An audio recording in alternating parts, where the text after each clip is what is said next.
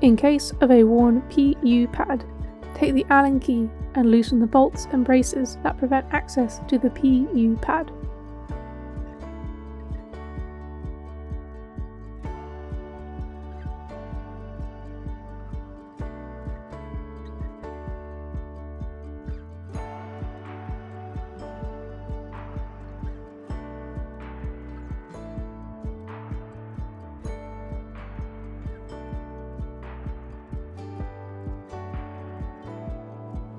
Remove the bolts and braces. You can now see the PU pad. Take a long screwdriver.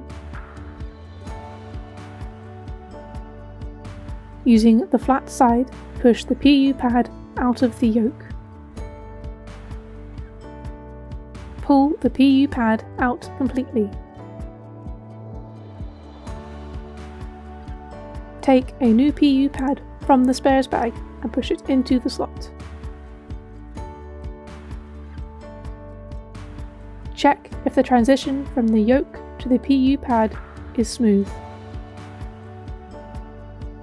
Take the bolts and braces and place them back onto the yoke to secure the PU pad and the yoke pin. Pay close attention. Make sure the bolt is placed in the correct way.